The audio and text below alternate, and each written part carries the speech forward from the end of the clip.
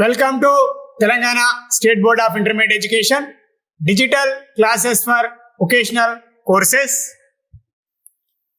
I am M. Narasimha Reddy, MCom Gold Medal in Taxation, CGL in Vocational Accounting and Taxation, Government Junior College, Sirpur Kagaz Nagar, District Komaram Asifabad. Taxation 1, Unit 7, Income from Salary, Part D Digital Class. పన్ను విధింపు 1 unit 7 జీతం నుండి ఆదాయం part D digital class. Learning objectives: partly taxable allowances. First one is entertainment allowance. Second one is house rent allowance. Third one is children education allowance. Fourth one is children hostel allowance. Fifth one is transport allowance. Sixth one is uniform allowance. Seventh and last one is helper allowance. అభ్యాసనం చేయవలసిన విషయాలు: పాక్షికంగా పన్ను విధించబడే భత్యములు. 1వది వినోద భత్యం, 2వది ఇంటి అద్దె భత్యం, 3వది పిల్లలకు విద్యా భత్యం, 4వది వసతి గృహ భత్యం, 5వది ప్రయాణ భత్యం, 6వది యూనిఫామ్ భత్యం, 7వది సహాయకుని భత్యం. అదేవిధంగా జీతం నుండి ఆదాయాన్ని లెక్కించే సందర్భంలో 2వ ఉపశీర్షిక అయినటువంటి భత్యములు అలవెన్సెస్ నందు గత పార్ట్ సి డిజిటల్ క్లాస్ నందు భత్యములను మనము 3 రకములుగా వర్గీకరించడం జరిగింది. అందులో మొదటిది పూర్తిగా పన్ను మినహాయించబడేటువంటి భత్యములు, ఫుల్లీ ట్యాక్సబుల్ అలవెన్సెస్. అదేవిధంగా 2వది ఫుల్లీ ఎగ్జిమ్టెడ్ అలవెన్సెస్, పూర్తిగా మినహాయించబడినటువంటి భత్యముల గురించి మనం నేర్చుకొని ఉన్నాం. అదేవిధంగా భత్యములలో 3వ రకమైనటువంటి పార్ట్లీ ట్యాక్సబుల్ అలవెన్సెస్, పాక్షికంగా పన్ను విధించబడేటువంటి భత్యములు గురించి పార్ట్ డి క్లాస్ నందు మనం ఇప్పుడు నేర్చుకోబోతున్నాం.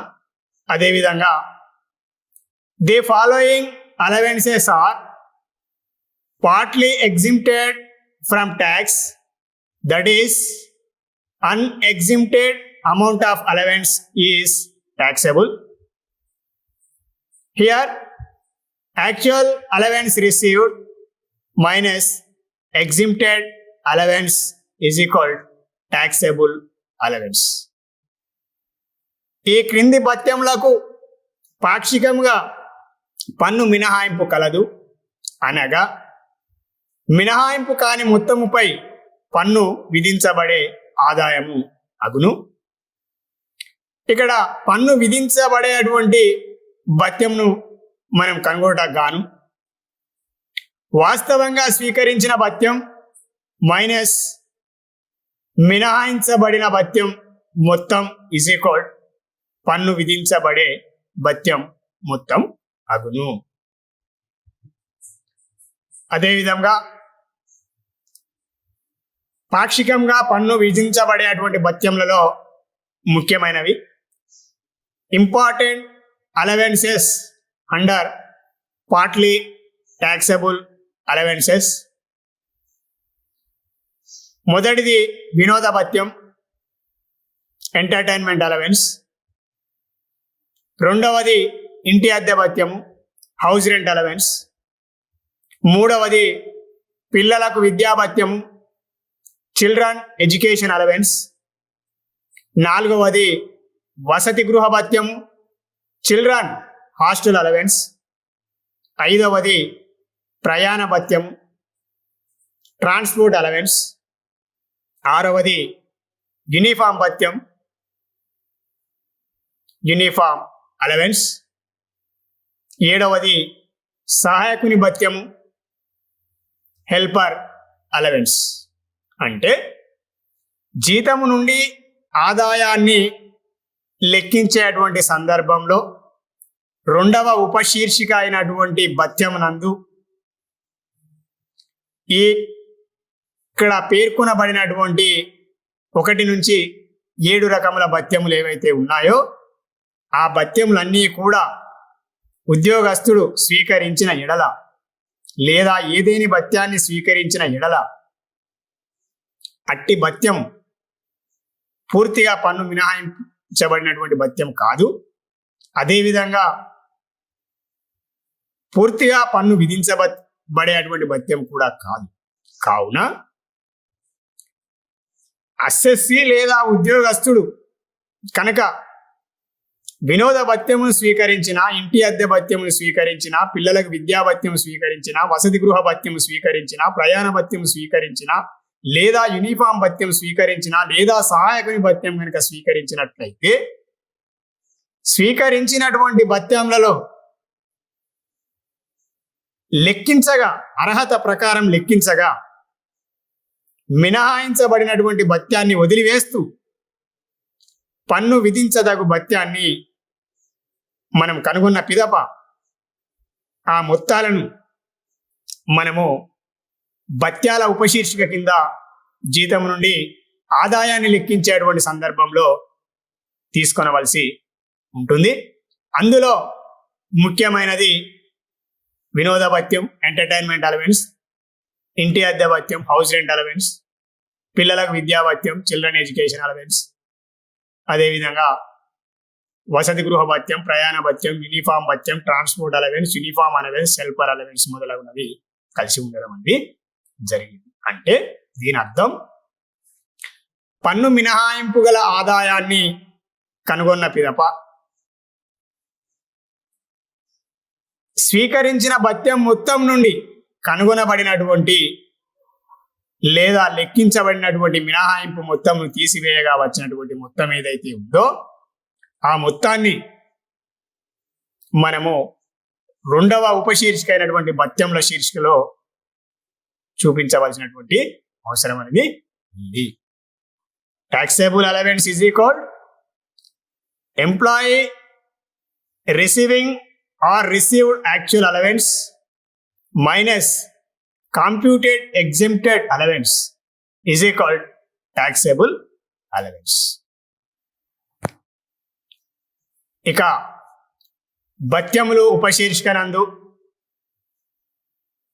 3 రకములుగా వర్గీకరించినట్టే పాక్షికంగా పన్ను విధించబడేటువంటి భత్యములు ఏవైతే ఉన్నాయో ఆ భత్యములలో 1వది వినోద భత్యం. ఇక వినోద భత్యం విషయానికి వచ్చినట్టయితే వినోద భత్యం సెక్షన్ 16 సబ్సెక్షన్ 2 ప్రకారం అంటే ఆదాయపు పన్ను చట్టం 1961 సెక్షన్ 16 సబ్సెక్షన్ 2 ప్రకారం జీతము నుండి ఇవ్వబడే తగ్గింపులలో ఒక అంశం. ఇది మినహాయింపుగా ఇవ్వబడే భత్యం మాత్రం కాదు. ఈ భత్యంను అధికార విధులకు, నిర్వహణకు లేదా వ్యక్తిగతమునకు ఇవ్వబడును. అంటే వినోద భత్యం ఏదైతే ఉందో ఆ వినోద భత్యాన్ని ఉద్యోగస్తునికి 2 రకములుగా అందించడానికి అవకాశం కలదు. ఒకటి అధికార విధులకు, అధికార విధుల నిర్వహణకు లేదా వ్యక్తిగతమునకు ఇవ్వబడు. 2 సందర్భంలో వినోద భత్యమును ఇచ్చుటకు అవకాశం కలదు. ఇక విషయానికి వచ్చినట్టయితే యజమాని వినోద భత్యములను విధుల నిర్వహణ కోసం ఇచ్చినచో అది ఆదాయం కాదు. వాస్తవంగా ఖర్చు చేసిన మొత్తము స్వీకరించిన మొత్తం కంటే తక్కువగా ఉన్నచో ఆ రెండింటికి గల తేడా మొత్తంపై పన్ను విధించబడే భత్యంగా భత్యాల శీర్షికలో చూపవలను. అదేవిధంగా వినోద భత్యం వ్యక్తిగతము కొరకై ఉద్యోగి పొందినప్పుడు దీనిని తగ్గింపుగా పొందడానికి అవకాశం లేదు. అంటే పన్ను విధించబడు. అంటే గమనిక: ప్రశ్నలో ఎలాంటి వివరణ లేనప్పుడు వినోద భత్యంను ఉద్యోగికి వ్యక్తిగతం కొరకు ఇచ్చినట్లుగా భావించవు. అదేవిధంగా మనకు ఆదాయపు పన్ను చట్టం 1961 సెక్షన్ 16 సబ్సెక్షన్ ప్రకారం ఉద్యోగస్తులకు వినోద భత్యాన్ని 2 సందర్భాలలో అందించడం అనేది జరుగుతుంది లేదా ఇవ్వడం అనేది జరుగుతుంది. మొదటి సందర్భం అధికార విధుల నిర్వహణకు ఇవ్వడం, రెండవది వ్యక్తిగతమునకు ఇవ్వడం. అదేవిధంగా మొదటి సందర్భంలో యజమాని వినోద భత్యంను విధుల నిర్వహణ కోసం ఇచ్చినచో అది ఆదాయం కాదు, కావున పన్ను విధించబడదు. కానీ అస్సెస్సీ లేదా ఉద్యోగస్తుడు అధికార విధుల కోసం స్వీకరించినటువంటి వినోద భత్యం ఏదైతే ఉందో ఆ వినోద భత్యాన్ని పూర్తిగా ఖర్చు చేసిన ఎడల దాన్ని మనం ఆదాయంగా పరిగణించం. కానీ ఉద్యోగి స్వీకరించినటువంటి మొత్తం వినోద భత్యంగా ఏదైతే ఉందో ఆ మొత్తంలో పూర్తిగా ఖర్చు చేయకుండా కొంత మొత్తం కనుక మిగిల్చినట్టయితే ఆ అధికార విధులకు నిర్వహణ కోసం తీసుకున్నటువంటి వినోద భత్యం మీద పన్ను చెల్లించవలసి ఉంటుంది. అదేవిధంగా ఆ రెండింటికి గల వ్యత్యాసం ఏదైతే ఉందో ఆ వ్యత్యాసాన్ని మనము భత్యాల శీర్షికలో చూపించవలసి ఉంటుంది. అంటే దీని అర్థం, ఉదాహరణకి ఎక్స్ అనేటువంటి ఉద్యోగస్తుడు జెడ్ అనేటువంటి యజమాని వద్ద పనిచేయచ్చు. అధికార విధుల నిర్వహణ కోసం 10,000 రూపాయల భత్యాన్ని స్వీకరించి ఉన్నాడు. కానీ ఎక్స్ 7,000 రూపాయలను అధికార విధులు నిర్వహిస్తూ వినోద భత్యాన్ని ఖర్చు చేసి ఉన్నాడు. అంటే స్వీకరించినటువంటి 10,000 రూపాయలలో ఖర్చు చేయనటువంటి 3,000 రూపాయలు ఏవైతే ఉన్నాయో ఆ 3,000 రూపాయలను పన్ను విధించబడును. అదేవిధంగా రెండవ ఉపశీర్షిక అయినటువంటి జీతం నుండి ఆదాయం లెక్కించేటువంటి సందర్భంలో మనము భత్యాల శీర్షిక నందు తీసుకొనవలసి ఉంటుంది. అదేవిధంగా మొదటి సందర్భంలోనే ఎక్స్ జెడ్ వద్ద నుండి వినోద భత్యం రూపంలో స్వీకరించినటువంటి మొత్తం ఏదైతే ఉందో 10,000 రూపాయలకు మొత్తంకు ఖర్చు చేసినట్లయితే దానిని మనం ఆదాయంగా పరిగణించడానికి అవకాశము లేదు. అదేవిధంగా రెండవ సందర్భం, వినోద భత్యాన్ని వ్యక్తిగతమునకు ఇచ్చినప్పుడు మనము ఎటువంటి తగ్గింపు ఇచ్చుటకు అవకాశము లేదు. అంటే పన్ను విధించదగు ఆదాయము. అదేవిధంగా గమనిక విషయానికి వచ్చినట్టయితే ప్రశ్నలో ఎలాంటి వివరణ లేదా సమాచారం లేనప్పుడు వినోద భత్యంను ఉద్యోగికి వ్యక్తిగతం కొరకు ఇచ్చినట్లుగా భావించబడును. అదేవిధంగా వినోద భత్యమును వ్యక్తిగతము కొరకై ఉద్యోగి పొందినప్పుడు దీనిని మనం తగ్గింపుగా ఇచ్చుటకు అవకాశము లేదు. అదేవిధంగా ఇక వినోద భత్యం ఆదాయపు పన్ను చట్టం 1961 సెక్షన్ 16 సబ్సెక్షన్ 2 నియమం ప్రకారం మినహాయింపు మొత్తం. వినోద భత్యము కేవలం ప్రభుత్వ ఉద్యోగస్తులకు మాత్రమే తగ్గింపుగా ఇవ్వబడును. ప్రభుత్వ ఉద్యోగస్తులు అను నిర్వచనంలో కేంద్ర మరియు రాష్ట్ర ప్రభుత్వ ఉద్యోగస్తులు మాత్రమే అని అర్థం.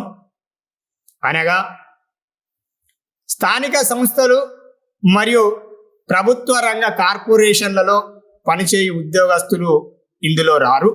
అనగా వీరిని కూడా ప్రభుత్వేతర ఉద్యోగస్తులుగా భావించెదరు.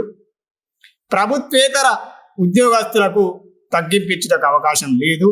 అనగా స్వీకరించిన వినోద భత్యము పూర్తి మొత్తము భత్యాల శీర్షికలో చూపించవలసినటువంటి అవసరం అనేది ఉంటుంది. అదేవిధంగా ఈ మినహాయింపు విషయానికి వచ్చినట్టయితే ఆదాయపు పన్ను చట్టం 1961 సెక్షన్ 16 సబ్సెక్షన్ 2 ప్రకారం వినోద భత్యం అనేది కేవలం ప్రభుత్వ ఉద్యోగులకు మాత్రమే తగ్గింపు ఇవ్వడం అనేది జరుగుతుంది.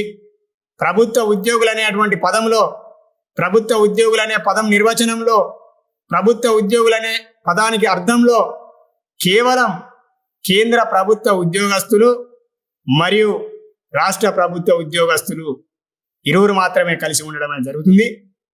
అదేవిధంగా కేంద్ర ప్రభుత్వ ఉద్యోగులు కానివారు, రాష్ట్ర ప్రభుత్వ ఉద్యోగులు కానివారు ఎవరైతే ఉన్నారో వారు అందరూ కూడా, మిగతా అందరూ కూడా ప్రభుత్వేతర ఉద్యోగస్తులుగానే భావించడం అనేది జరుగుతుంది. ప్రభుత్వేతర ఉద్యోగస్తులు అనేటువంటి పదంలో స్థానిక సంస్థల్లో పనిచేసేటువంటి ఉద్యోగస్తులే కానీ, లేదా ప్రైవేటు సంస్థల్లో పనిచేసే ఉద్యోగస్తులు కావచ్చు, అదేవిధంగా కార్పొరేషన్లో పనిచేసేటువంటి ఉద్యోగస్తులే కావచ్చు, లేదా బ్యాంకింగ్ రంగంలో లేదా సంస్థల్లో పనిచేసేటువంటి ఉద్యోగులందరినీ కూడా మనం ప్రభుత్వేతర ఉద్యోగులుగా పేర్కొనడం జరుగుతుంది. కావున విద్యార్థులు ముఖ్యంగా గుర్తుంచుకోవాల్సినటువంటి విషయం, ఆదాయపు పన్ను చట్టం 1961 సెక్షన్ 16 సబ్సెక్షన్ 2 ప్రకారం వినోద భత్యం అనేది కేవలం ప్రభుత్వ ఉద్యోగులకు మాత్రమే తగ్గింపు ఇవ్వడం జరుగుతుంది. ప్రభుత్వ ఉద్యోగులు అనేటువంటి పదంలో కేవలం కేంద్ర ప్రభుత్వ ఉద్యోగులు మరియు రాష్ట్ర ప్రభుత్వ ఉద్యోగులు మాత్రమే కలిసి ఉంటారనేటువంటి విషయాన్ని ముఖ్యంగా గమనించవలసి ఉంటుంది. అదేవిధంగా ప్రభుత్వేతర ఉద్యోగులు అంటే కేంద్ర ప్రభుత్వ ఉద్యోగులు కానివారు, అదేవిధంగా రాష్ట్ర ప్రభుత్వ ఉద్యోగులు కానివారు అందరూ కూడా ప్రభుత్వేతర ఉద్యోగులుగానే గుర్తించవలసి ఉంటుంది.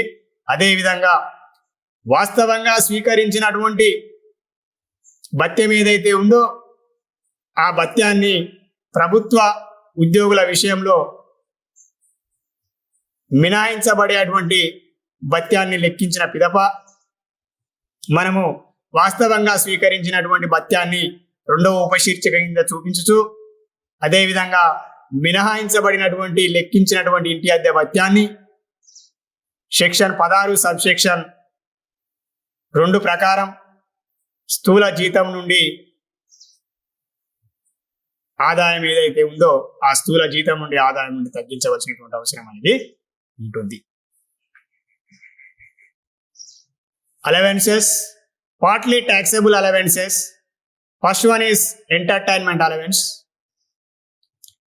Entertainment allowance is one of the items of deductions allowed under section 16 subsection 2 from of the salary income. That is, it is not an item of exempted allowance. Entertainment allowance given by the employer for official purpose is not to be treated as income. If the actual amount spent is less than the received amount, then the difference amount is treated as taxable income under the head allowances. Entertainment allowance given by the employer for personal purpose may be allowed as deduction. Note, if nothing is mentioned in the problem, then the entertainment allowance received is to be treated for personal purpose only. According to the Income Tax Act 1961, Section 16, subsection 2, deduction rule. Here, deduction rule is entertainment allowance is allowed as deduction only for the government employees. The term government employee includes central government or state government employee, but does not include the employees of statutory corporation and local authorities, and for non-government employee also it is not allowed as deduction. Especially this deduction is allowed to the government employees. Government employees include central government employees and state government employees only. Here, partly taxable allowance. First one is entertainment allowance.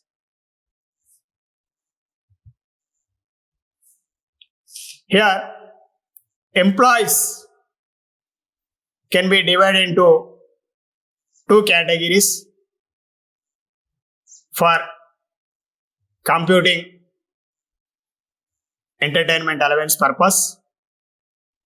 Employees, first one is employees working in central and state government employees, and second one is employees of statutory corporations and local authorities and non-government employees.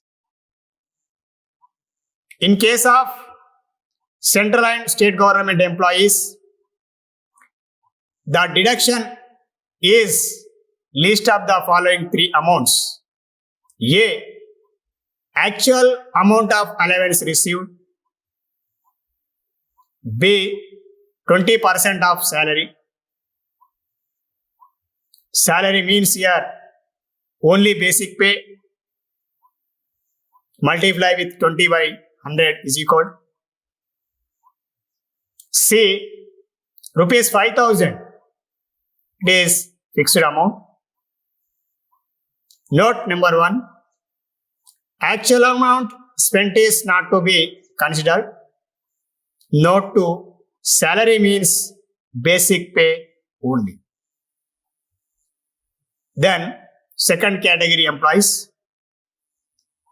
Employees of statutory corporations and local authorities and non-government employees. Here, no deduction is allowed. No deduction is allowed for employee of statutory corporations and local authorities and non-government employees. This deduction is not applicable and not allowed as deduction for non-government employees. Here, only entertainment allowance is allowed to the central and state government employees, and as per the computed exempted amount.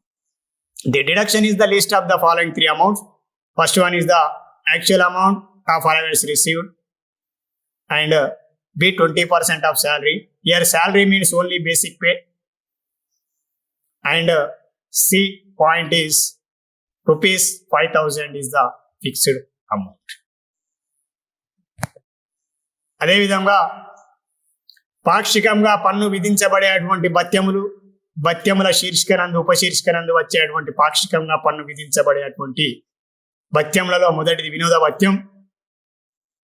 వినోద భత్యాన్ని లెక్కించడం కోసం గాను, అదేవిధంగా తగ్గింపు ఇవ్వడం కోసం గాను ఉద్యోగస్తులను మనం రెండు రకాలుగా వర్గీకరించడం అనేది జరిగింది. అది ఆదాయపు పన్ను చట్టం 1961 సెక్షన్ 16 సబ్ సెక్షన్ 2 ప్రకారం. ఒకటవది కేంద్ర మరియు రాష్ట్ర ప్రభుత్వ ఉద్యోగస్తులు, రెండవది ప్రభుత్వేతర ఉద్యోగస్తులు అనగా స్థానిక సంస్థలు మరియు ప్రభుత్వ రంగ కార్పొరేషన్లలో పనిచే ఉద్యోగస్తులు రెండు రకములు. ఒకటి కేంద్ర మరియు రాష్ట్ర ప్రభుత్వ ఉద్యోగస్తులు కాగా, రెండవది ప్రభుత్వేతర ఉద్యోగస్తులు అనగా స్థానిక సంస్థలు మరియు ప్రభుత్వ రంగ కార్పొరేషన్లో పనిచేసేటువంటి ఉద్యోగస్తులు. పరిశీలించినట్టయితే మనము ఇంతకుముందు చెప్పుకున్న విధంగానే వినోద భత్యం అనేది కేవలం ప్రభుత్వ ఉద్యోగస్తులకే మనం తగ్గింపుగా ఇవ్వడానికి అవకాశం ఉంది. అదేవిధంగా మినహాయించబడినటువంటి భత్యాన్ని లెక్కించడానికి అవకాశం ఉంది. ప్రభుత్వ ఉద్యోగులు అనే పదంలో కేవలం కేంద్ర మరియు రాష్ట్ర ప్రభుత్వ ఉద్యోగస్తులే మాత్రమే పరిగణించడం జరుగుతుంది. కేంద్ర ప్రభుత్వ మరియు రాష్ట్ర ప్రభుత్వ ఉద్యోగులు కాని వారందరినీ కూడా ప్రభుత్వేతర ఉద్యోగస్తులుగానే మనం పరిగణించడం జరుగుతుంది. కేంద్ర మరియు రాష్ట్ర ప్రభుత్వ ఉద్యోగులు కాని వారందరినీ కూడా మనము ప్రభుత్వేతర ఉద్యోగస్తులుగా రెండవ కేటగిరీలో తీసుకొనవలసి ఉంటుంది. అదేవిధంగా ఇక కేంద్ర మరియు రాష్ట్ర ప్రభుత్వ ఉద్యోగస్తులకు వినోద భత్యాన్ని లెక్కించడం కోసం గాను, మినహాయించబడేటువంటి వినోద భత్యాన్ని లెక్కించడం కోసం కాను మనము ఈ కింది సూత్రాన్ని ఆదాయపు పన్ను చట్టం 1961 సెక్షన్ 16 సబ్సెక్షన్ 2 ప్రకారం మనం లెక్కించవలసినటువంటి అవసరం అనేది ఉంటుంది. ఈ దిగువనిచ్చిన 3 మొత్తంలలో కనిష్ట విలువకు తగ్గింపుగా ఇవ్వబడును. కేంద్ర మరియు రాష్ట్ర ప్రభుత్వ ఉద్యోగస్తులకు ఈ దిగువ ఇచ్చిన 3 మొత్తంలో కనిష్ట విలువకు తగ్గింపుగా ఇవ్వబడును. ఏ వాస్తవంగా స్వీకరించినటువంటి మొత్తం, బి జీతంలో 20%, మూల వేతనం ఇంటూ 20/100, అదేవిధంగా స్థిర మొత్తం రూపాయలు 5,000. అంటే వాస్తవంగా స్వీకరించిన మొత్తం జీతంలో 20% లేదా రూపాయలు 5,000లో ఏ మొత్తం అయితే తక్కువ విలువ ఉంటుందో, కనిష్ట విలువ ఉంటుందో ఆ కనిష్ట విలువకు మాత్రమే మనం తగ్గింపేయడానికి అవకాశం ఉంది. అదేవిధంగా గమనిక విషయానికి వచ్చినట్టయితే వాస్తవంగా ఖర్చు చేసిన మొత్తం పరిగణించకూడదు. అదేవిధంగా రెండవది జీతం అనగా మూల వేతనం మాత్రమే. ఇక్కడ ప్రతి భత్యాన్ని లెక్కించేటువంటి సందర్భంలో జీతం అనేది అన్ని భత్యములు లెక్కించే సందర్భంలో ఒకే రకంగా ఉండదు. ఇక వినోద భత్యం విషయానికి వచ్చినట్టయితే వినోద భత్యాన్ని జీతంలో 20% అన్నాడు కాబట్టి ఈ 20% అనేది జీతం అనేటువంటి పదంలో కేవలం మనం మూల వేతనాన్ని మాత్రమే పరిగణలోకి తీసుకునవలసినటువంటి అవసరం అనేది, బేసిక్ పేని మాత్రమే పరిగణలోకి తీసుకోవాల్సినటువంటి అవసరం అనేది ఉంది. ఇది మనకు కేంద్ర మరియు రాష్ట్ర ప్రభుత్వ ఉద్యోగులకు సంబంధించినటువంటి అంశం. ఇక రెండవ అంశమైనటువంటి ప్రభుత్వేతర ఉద్యోగస్తులు అనగా స్థానిక సంస్థలు మరియు ప్రభుత్వ కార్పొరేషన్లో పనిచేసేటువంటి ఉద్యోగస్తులు తగ్గింపు ఇవ్వబడదు. కావున స్వీకరించిన పూర్తి మొత్తము పన్ను విధించదగు ఆదాయం అగును. అందుచేతనే ప్రభుత్వేతర ఉద్యోగస్తులు ఎవరైతే ఉన్నారో, స్థానిక సంస్థల్లో మరియు ప్రభుత్వ కార్పొరేషన్లో పనిచేసేటువంటి ఉద్యోగస్తులు ఎవరైతే ఉన్నారో ఆ ఉద్యోగులు కనుక వినోద భత్యాన్ని పొందినట్టయితే, వినోద భత్యాన్ని స్వీకరించినట్టయితే జీతాన్ని నుండి ఆదాయం లెక్కించేటువంటి సందర్భంలో రెండవ ఉపశీర్షిక అయినటువంటి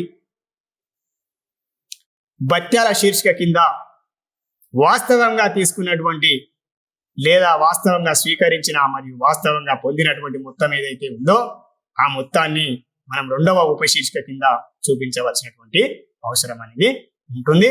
అదేవిధంగా వినోద భత్యాన్ని లెక్కించేటువంటి విషయంలో విద్యార్థులు ముఖ్యంగా గుర్తుంచుకోవాల్సినటువంటి విషయం, ఉద్యోగస్తులను ఆదాయపు పన్ను చట్టం 1961 సెక్షన్ 16 సబ్సెక్షన్ 2 ప్రకారం మనము 2 రకాలుగా వర్గీకరించడం జరిగింది.